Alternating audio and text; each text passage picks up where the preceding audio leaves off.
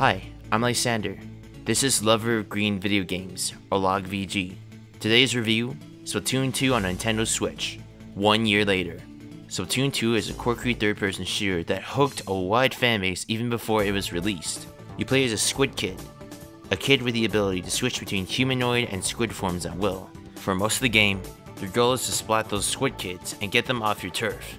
Today, we will go over the base game and its recent DLC, Octo Expansion. To start, the game is mechanically solid. It's a refreshing and new take on the shooter genre. The overall combat is great. The multiplayer is a blast and has tons of loadout customization. It runs at 60 frames to boot. Ranked mode has different game types for multiplayer. Capture the Flag, Rainmaker, and King of the Hill add splashes of variety. The game has made a splash into the fluid and ever-changing gaming market. The controls are great, but they're even better with gyro controls. Using motion controls for aiming is a godsend. It's more precise, much snappier, and makes the game more satisfying. With this and Breath of the Wild, I highly encourage other shooters on Switch to adopt gyroscopic aiming controls. Let's briefly mention the other modes. The single player campaign is a fun diversion. It doesn't overstay its welcome. It's quaint and short and fun, even if it's exactly the same as last time. Salmon Run is an interesting new addition. It's a tower defense mode with eggs, salmonids, and salamid bosses. It's a pretty intense mode, especially with 3 strangers online. I only wish there was more variety with the maps. Speaking of cons, we have a small list of nitpicks we gotta fish out. Wait, that sounds familiar. While using motion controls, you can't use the vertical axis on the right stick to look up or down. That stick is stuck to the horizontal axis. You used to be able to do this on the Wii U version. Most of the cool gimmicks in single player do not carry over to the multiplayer portion. Rail grinding and switch triggers would have greatly spiced up multiplayer. No local split screen support.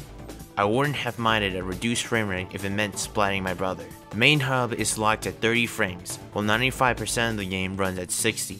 And finally, our biggest complaint with the game, the unskippable newscast. Every time you boot up the game, you're greeted with these hosts. However, they're not skippable. If you want to get in quickly, you gotta smash that A button. Here's a better idea. Give us the option to turn off the newscast and spawn us right into the multiplayer lobby. Daily players know what I mean. Next up, the Octo Expansion. The Octo Expansion is a $20 single-player DLC. You play as an Octoling trapped inside a subway system. You must complete its challenges in order to get back to the surface. There's 80 levels to complete. Here's what we liked. Firstly, this isn't smooth sailing like Octo Canyon in the main game. This DLC can be Dark Souls hard. And for the most part, the enhanced difficulty is a fresh breath of water. The subway hub you spend your time in is just fancy window dressing, but you do get cool bonuses for multiplayer. The 80s musical editions are great, and the Octoling models are rad. You can even unlock gear for multiplayer, but here's a few stinking scallops we didn't like. A few of the missions reuse maps from the multiplayer component. The final boss, which we won't spoil, has amazing build-up and payoff. It's just underwhelming from the difficulty side. The game doesn't really tell you how hard a challenge is until you do it. The amount of points required to do a challenge kinda tell you, but not really. A few of the missions revolve around moving giant 8 balls. There's like 8 missions, but only 2 of them are worth your time. I feel like the recycle bosses from the main campaign are a bit lazy. So yeah, for only $20, it's totally worth it. That is why, 1 year later, I still like Splatoon 2.